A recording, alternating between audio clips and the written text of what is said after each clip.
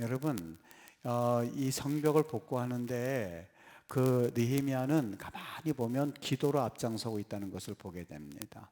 외부의 공격의 세력이 많이 있었죠. 열흘 동안 10번이나 너희들에게 내가 이걸 찾아갈 거야 라고 하면서 그 외부 세력이 공격을 했죠.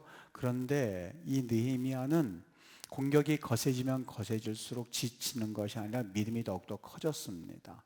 믿음이 점점 커져갔습니다. 믿음과 세상의 이 짐의 무게는 바로 이러한 상관관계가 있습니다. 믿음은 그냥 자라지 않습니다. 우리 육신은 음식을 먹고 자라지만 믿음은 환난을 먹고 자라게끔 되어 있습니다.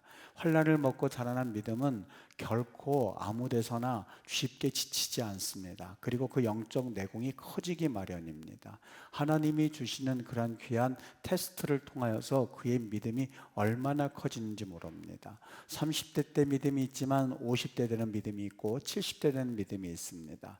그런데 우리가 믿음 생활은 70년, 80년 했다 한다 할지라도 10대 믿음을 가진 믿음들이 얼마나 많은지 모릅니다. 아니, 신앙생활은 70년, 80년 했지만 구원조차 하나 받지 못하는 믿음이 얼마나 많은지 모릅니다. 그것을 일컬어서 성경은 우리에게 주여 주여 하는 자가 다 천국 가지 않는다라고 간단하게 말씀하고 있습니다만 그 믿음은 결국 구원조차 하나 받지 못하는 그런 믿음에 불과했습니다.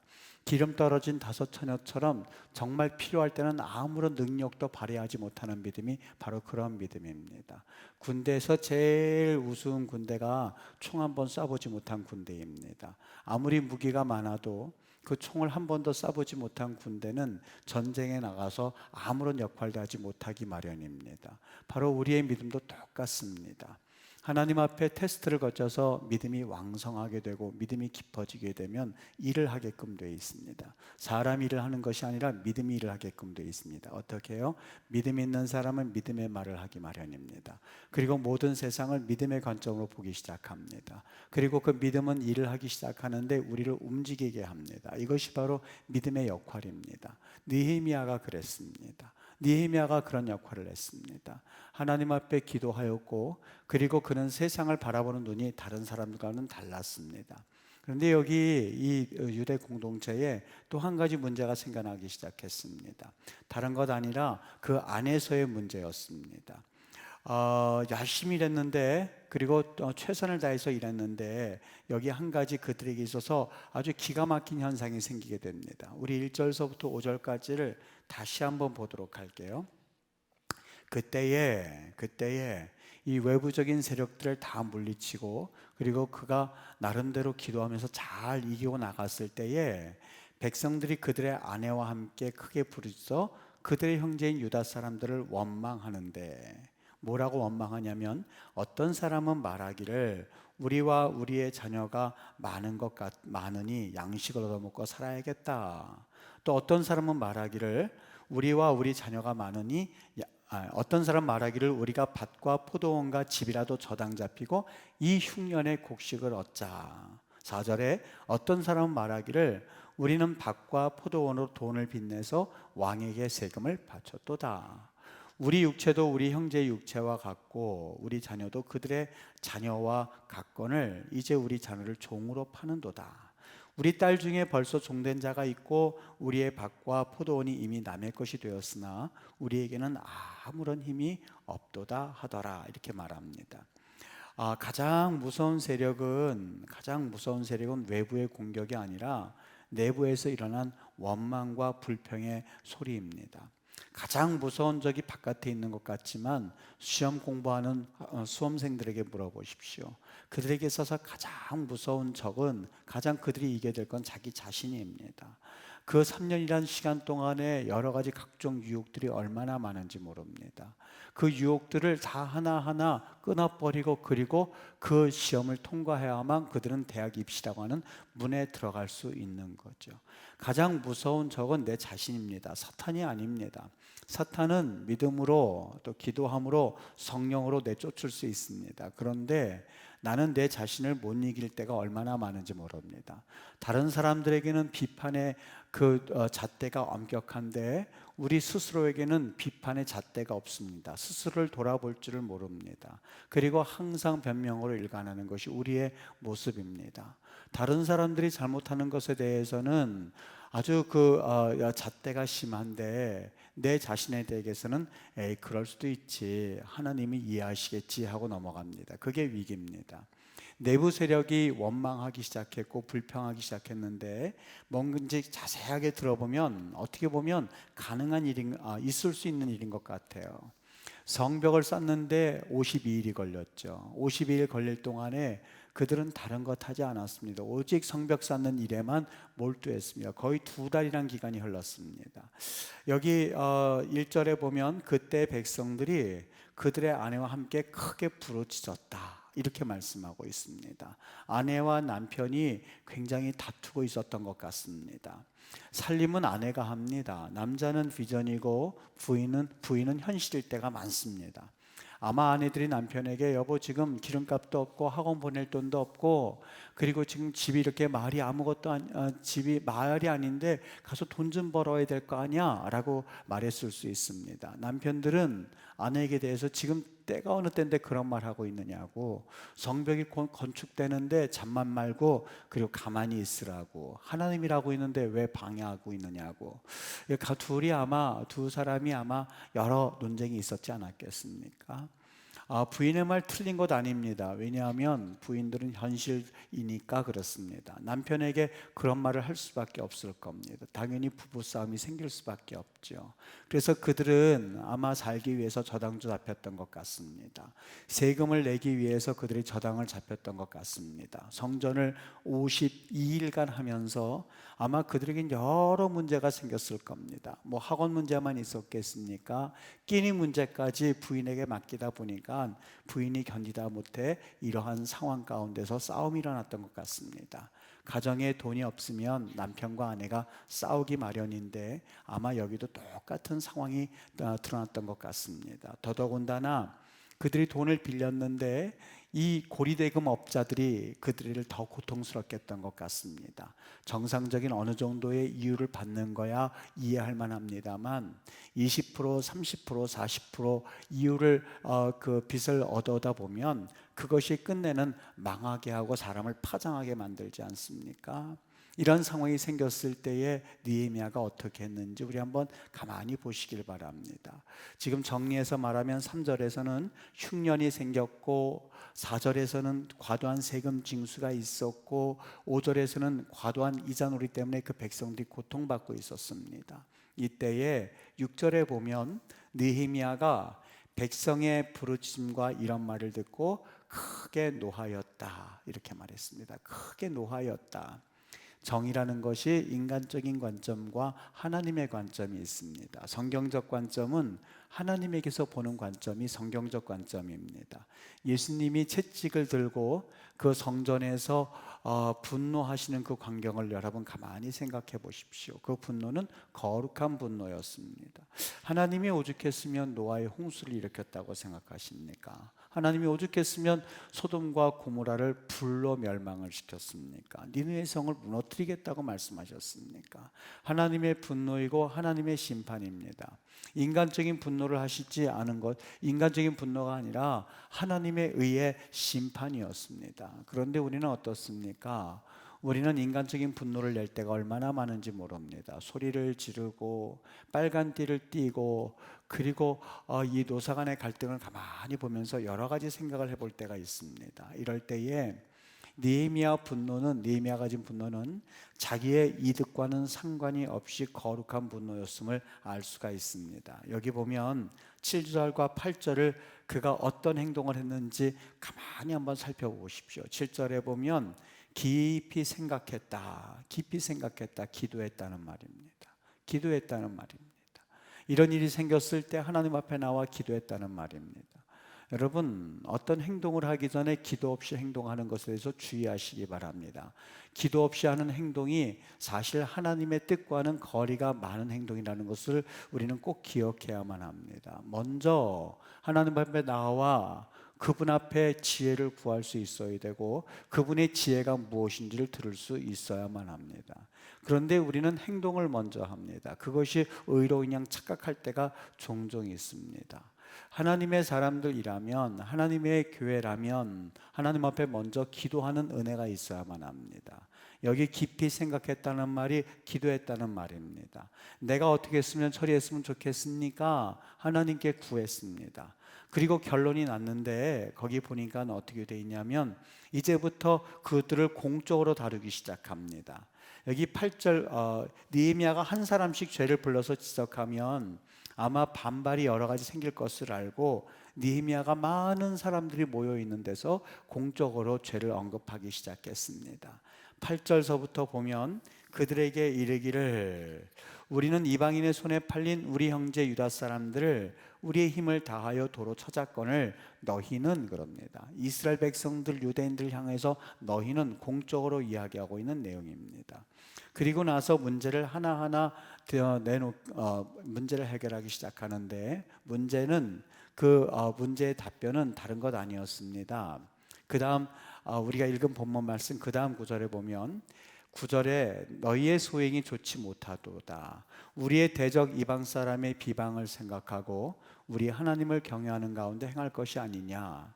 나와 내 형제와 종자들도 역시 돈과 양식을 백성에 구워 주었거니와 우리가 그 이자 받기를 그치자라고 기록했습니다.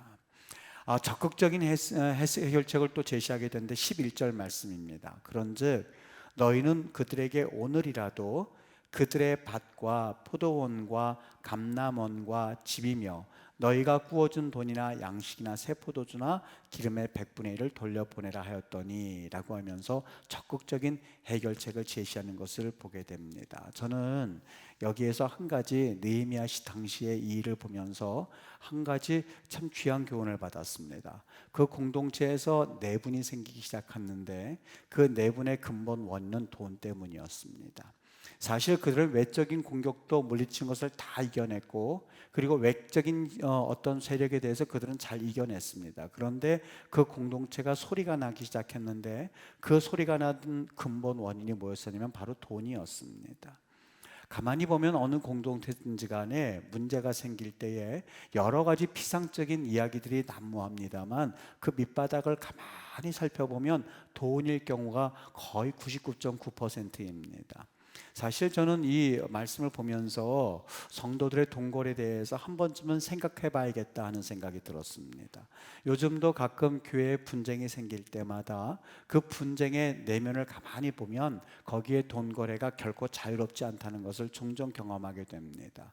한 사역자 이야기입니다. 거의 모든 청년들에게 돈을 빌리고선 갚지 않은 채 갚을 의지도 없이 소리소문 없이 잠적해버린 사건이 한 가지 있었습니다. 다른 사람의 명의를 사용하고는 그 부채만 남겨뒀던 겁니다. 게다가 그 사역자가 많지 않은 교회 재정도 손을 대고야 말았던 것이죠. 당혹스러운 것은 그 일로 인해서 교회가 거의 사라질 듯이 많은 문제를 겪었다는 이야기를 들었습니다. 또 한 가지 예입니다. 어느 교회에서는 사업을 하시는 분이 장로님이 계셨다고 합니다. 사업체가 어려워져서 주위로부터 이 자금을 빌렸는데 이분이 근면하고 인기가 좋았던 터라 한 성도는 몰래 개인 명의로 대출을 받아서 수천만 원을 장로님께 빌려주었다고 합니다. 그런데 이 문제가 생기기 시작했는데 사업이 항상 잘 풀립니까? 사업이 잘 풀리지 않게 되자 이자는 고사하고 원금도 갚지 못해서 수년이 흘러가게 되었던 거죠. 이 돈을 빌려준 여성도가 남편에게는 말도 못하고 이 은행으로부터 대출 상환 독촉을 받을 때마다 피가 마른다고 합니다. 그럼에도 불구하고 교회 내에서 돈을 다시 갚아달라는 소리를 못하고 그 성도가 시험에 들어서 그 가정이 파탄에 이르는 지경이 이르렀다는 이야기도 있습니다. 또 한 가지 예입니다. 어느 교회에서 한 성도님이 갑자기 돈이 필요하다겠다면서 며칠만 쓰겠다고 아주 친한 권사님께 돈 5천만 원을 빌리더라 합니다. 그런데 그 돈은 그 차용인의 친한 사람에게 다시 임대가 되어서 필요한 대로 사용이 됐었던 거죠. 그러니까 돈을 꿔줬는데 그 사람이 또 다른 사람에게 돈을 꿔주게 됐었던 겁니다. 며칠만 쓰겠다고 하는 약속을 했는데 그 약속이 지켜지지 않고 차일피일 미루다가 어느덧 2년이 지나고야 말았다고 합니다. 빌려준 권사님이 같은 성도 집사님한테 그걸 채근하기도 뭐하고 성도를 볼 때마다 화가 너무너무 나서 목사님께 항의를 했다고 합니다. 그 돈을 좀 받아달라고. 그게 뜻대로 되겠습니까? 그러다 보니까 목사님과의 관계도 불편하고 말씀에도 은혜를 받지 못하고 늘 마음에 이제는 목사님까지 미움이 있어서 끝내는 그 교회를 떠나고야 말았다고 합니다. 우리가 모두 다 아는 원칙이지만 다시 한번 반복해서 말씀을 드립니다. 교회 안에서는 돈을 빌려주고 돈을 빌리는 일을, 그런 거래가 없게 되기를 바랍니다. 왜냐하면 돈을 거래한다라고 하는 것은 반드시 성도들의 관계를 깨어버리기 때문에 그렇습니다. 그 전까지는 좋은 관계였다가도 돈을 꾸었다가 안 갚는다든지 할 경우에는 섭섭해지기 마련입니다. 그리고 서로 피하게 됩니다. 그 결국에는 교회를 떠나는 등의 문제로 발전하게 됩니다. 여러분, 돈이라고 하는 것은 그냥 돈에서만 끝나는 문제가 아니라 돈이라고 하는 것이 영적 세력입니다. 사단이 사람을 시험할 때에 이 재물을 통해서 사람을 시험하고 또 사람을 이간질할 때가 얼마나 많은지 모릅니다. 돈 없어도 살 것처럼 말하지만 겉으로는 나는 돈 없어도 자유해 이렇게 말하지만 사실 누구나 알 것 없이 소소하게 작은 돈이라도 떼인다면 그때부터 사람들은 태도를 바꾸기 마련입니다. 그래서 교회 안에서는 돈을 거래하지 않는 것을 원칙으로 합니다. 돈 잃고 사람도 잃는다라는 말이 우리 옛말이 있지 않습니까? 빌려주는 사람이야 도와주고 싶은 마음에 자신의 소중한 돈을 빌려주긴 합니다만 그걸 빌려간 사람이 정확히 갚지 않을 때가 얼마나 많은지 모릅니다.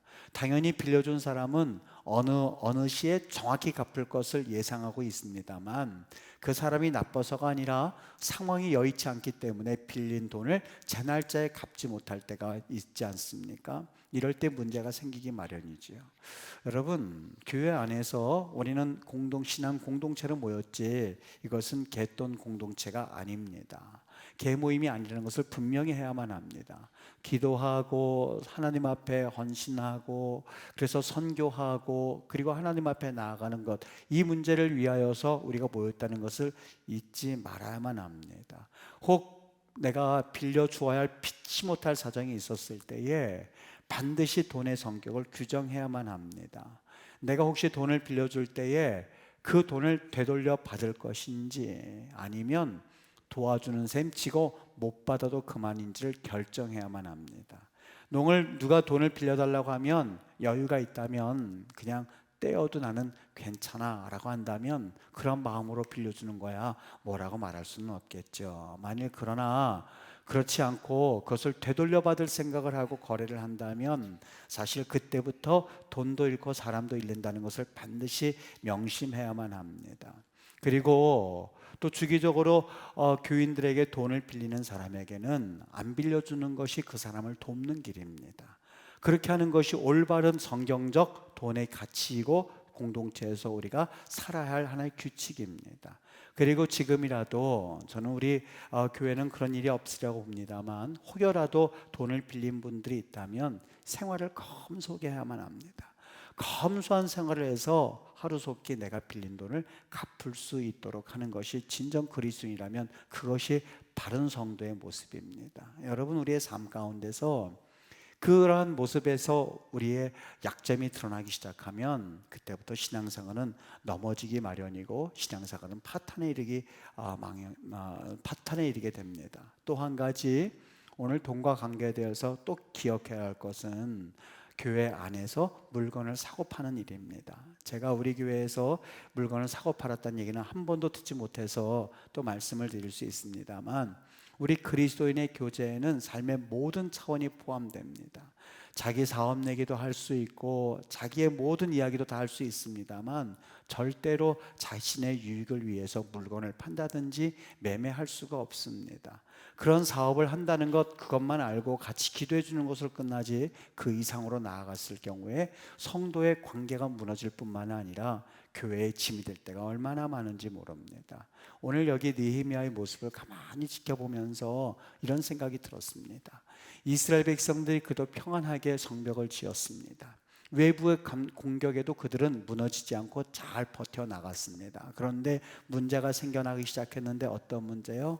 그들이 돈을 빌리고 포돈을 담보로 해서 저당을 잡히고, 그리고 그 사람들은 욕심에서 고리대금을 얻어서 20%가 되었든 30%가 되었든 40%가 되었든, 그래서 그들을 힘들게 하였고, 이것이 원망이 되어서 느헤미야에게 왔고, 느헤미야가 이것을 해결할 길이 없어서 하나의 자비를 구했던 겁니다. 공동체를 위해서 빚을 탕감한 차원에서 이자를 받지 말았으면 하는 마음에서 그들에게 요구하였고, 그 요구에 대해서 그 사람들은 받아주음으로써 겨우겨우 해결되었었던 사건입니다.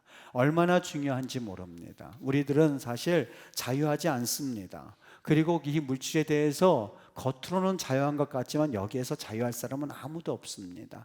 누구나 할 것 없이 물질은 소중하다고 느끼는 것이 사실입니다. 겉으로는 나는 물질 소중하지 않아 라고 말하는 사람도 혹시 그것은 다시 한번 살펴봐야 합니다. 그렇지 않습니다.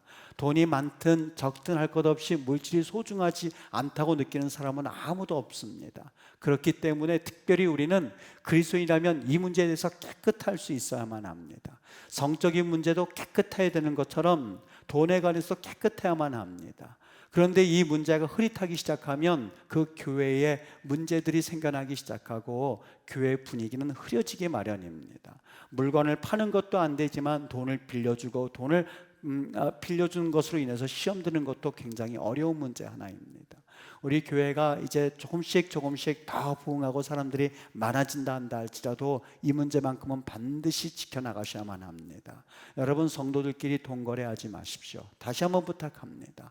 반드시 이 문제에 대해서 우리가 시험에 들 것을 분명히 예상하고 이 문제를 내려놓고, 그리고 성실하게 검소하게 생활하면서 그리고 그리스도의 삶을 살아갈 수 있어야만 합니다. 이 문제를 먼저 우리가 잘 짚고 나갈 때에, 그때 우리는 우리의 믿음에 대해서 다시 한번 이 공동체에서 같이 합심하여 믿음을 키워나갈 수가 있을 것이고, 또한 신앙생활도 더 아름답게 해나갈 수 있는 그런 은혜를 경험하게 될 줄 믿습니다.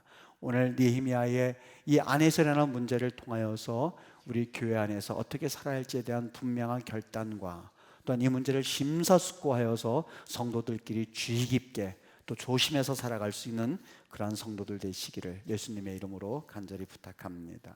기도하겠습니다.